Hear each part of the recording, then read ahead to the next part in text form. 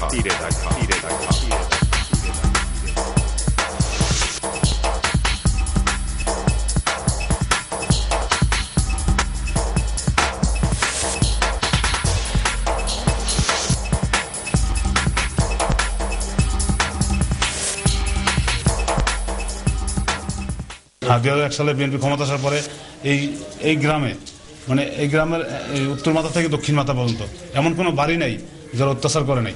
আওয়ামী লীগ করছে বিদায় এই বাড়িঘর কোপাইছে। আর আমরা তো মুক্তিযোদ্ধা পরিবার, ওদের প্রধান টার্গেটই ছিল আমাদের পরিবারের ধ্বংস করা। এই বাজারের প্রায় 35-40টা ঘর ভাঙ্গা তাসনাস করছে। আমার বাজারের ভিতরে 3টা বিটি ছিল, 3টা বিটির ভিতরে প্রায় মাল থাকতো 10-12 লক্ষ টাকা। এই 3টা বিডি শেষ করছে এবং ওই মালামাল সমস্ত এই ঘর বন্ধ রেখে ফসাইছে।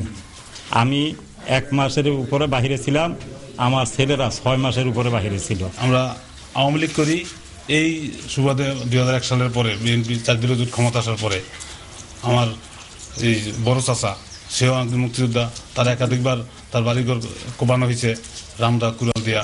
তারপরে আমাদেরকে দেশে আসতে দেওয়া হইতো না। আমরা আওয়ামী লীগ করি, এই কারণে দেশে আসতে পারতাম না। তারপরও আপনার ওই যে মোবাইলটা ছিল ফোনের যোগাযোগ, ওই মোবাইলের তার তোর কাটটা কুটটা মোবাইল টোবাইল লইয়া তাস করে দিচ্ছে। আমার 1 লক্ষ টাকার উপরে ক্ষতি শুধু মোবাইলে দিয়ে সিটটাই।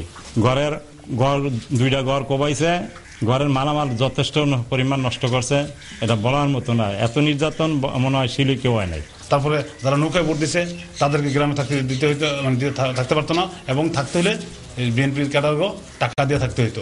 4 বছর বাইরে ছিলাম, দেশের বাইরে ছিলাম। ওই আনিসের বাসাটা ছিলাম, অমুকের বাসাটা ছিলাম, হেমকের বাসাটা ছিলাম। এই বিএনপির আইলে চাঁদা চায়, মামলা করে, মারধর করে, অস্ত্র দিয়া তোরে চালান দিব। একেবারে সম্পূর্ণ বিএনপির ওরা এই দেশটার লুটফাট করে তামা বানা লাইছিল, চাঁদাবাজি করে নানান রকমের। আই কইতো যে আমার 5,000 টাকা দেন, 10,000 টাকা দেন, এইরকম কইতো। দেশ আইলে টেয়া যায়। দেশে আমরা সবাই ফলায় রয়েছি। বিলাল মিজি জনমিতে আমরা পুরান শিকদারের বাসা থাকতাম। হ্যাঁ তো পুরান শিকদার হয়েছে, তোকে 3 লাখ টাকা দিয়া তোকে তুলে দিব না। এই তুলনার কথা কইয়া টেহাও নিছে আমাকে লগে মারধর করছে বিলাল মিজি আর ইয়ারে জনমিদারে। আমার লাগুর ভাই না, আমি বাইতে নামে গেছি। হ্যাঁ, মামলা হয়েছে না, 5-6টা মামলা হয়েছে না। আমরা মুন্সিগঞ্জ আমরা একাধারে 5-6 বছর তো খাজিরা দিছি না, বহু নির্যাতন হয়েছি না। এই বিএনপি সরকার ক্ষমতা হয়েছে মতন আমার নামে 8টা কেস দিছে। আমার একটা 2 লাখ ঘর ছিল বেচা সাইফুলের হুতে খাইরুদ্দি আর নজুবের হুতে আলিঙ্গিরে আমার ঘর বেচে টেয়া লইয়াছে। আমাদের অপরাধ হলো আমরা এই বাজারটা মিলাইলাম আর আওয়ামী লীগ করলাম, এই দিল অপরাধ। আওয়ামী লীগকে ভোট কেন দিলাম? এই কদিন আগে একটা নির্বাচন হয়েছে, সেই নির্বাচনের ভিতরে আয়া মনে করেন এই মারামারি ফারামারি করে আবার গেছে বাসায়, বুঝছেন। আর বিলালে থায় উত্তরা, হ্যাঁ, 1000 জমায়েত ইসলামের নানি, বুঝছেন। এই কাছারির মারধর করছে বহুত।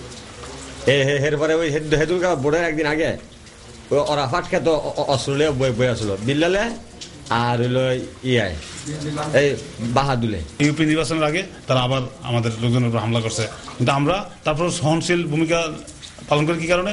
আমাদের প্রধানমন্ত্রীর নির্দেশ, আমরা তার রাজনীতি করি, বঙ্গবন্ধুর আদর্শ রাজনীতি করি। এই কারণে আমরা মানে হিংস্র মনোভাব আমাদের ভিতরে নাই। ওরা কুকুর ওরা পায়ে কামড় দিছে, আমরা কামড় দিব না, আর দিতে চাইও না, আর দিমও না, কোনো সময় দেই নেই। হ্যাঁ, আমরা এটাই শিক্ষা দিতে চাই যে আমাকে দেখা যায় যেমন ওরা মানুষ হয়, তো মানুষ হইতেছে না। যত রকমের চেষ্টা না করি মানুষ হইতেছে না। এই গ্রামে যে একটা বাজার আছে, এই বাজারটা ওরা গত 2001 সালে ক্ষমতা আসার পরে লুটপাট করে শুধু মাটি ছাড়া সব নিয়ে গেছে। আবার বাজারটা আমরা আওয়ামী লীগ আসার পরে আমরা মোটামুটি সবার সহযোগিতায় বাজারটা প্রতিষ্ঠিত করছি। এই বাজারটা যাতে আমার মরহুম পিতা মুক্তিযোদ্ধা হেলাল মিজির নামে নামকরণ করা হয়, সেই দাবি জানাচ্ছি।